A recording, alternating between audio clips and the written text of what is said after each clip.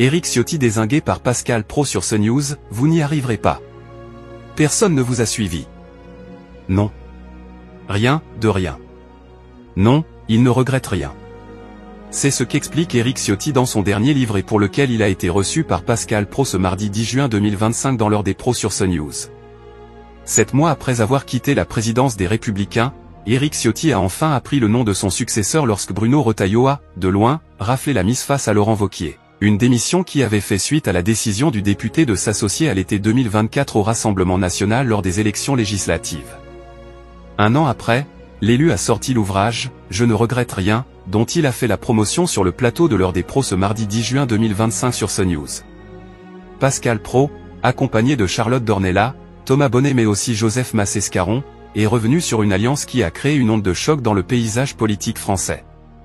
Bruno Retailleau pas épargné par Éric Ciotti. Celui qui prône aujourd'hui l'union des droites, avec la création d'un nouveau parti dont il a pris la tête, reste droit dans ses bottes. Pourtant, Pascal Praud a dézingué sa stratégie, vous n'y arriverez pas Éric Ciotti. Vous avez vu comment vous avez été traité? Personne ne vous a suivi. Le public va vous suivre, les électeurs vont vous suivre. Mais dans votre famille, ils vous ont maltraité.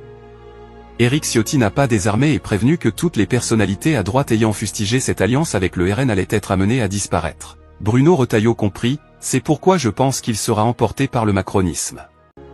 C'est là son erreur. Quand il parle, qu'il dit « ah bah le voile », où est la différence avec Marine Le Pen? Deux invités politiques chez Pascal Praud. Après le passage d'Éric Ciotti dans l'heure des pros, le plateau a reçu Shannon Seban pour la sortie de son livre « Française, juive, et alors ?» L'invité a passé un mauvais quart d'heure avec des protagonistes peu convaincus par les pages contenues dans la biographie. Cette deuxième édition de la semaine a pu compter sur 540 000 Français, se traduisant par une part d'audience à hauteur de 20,1%, dont 22,7% des CSP+.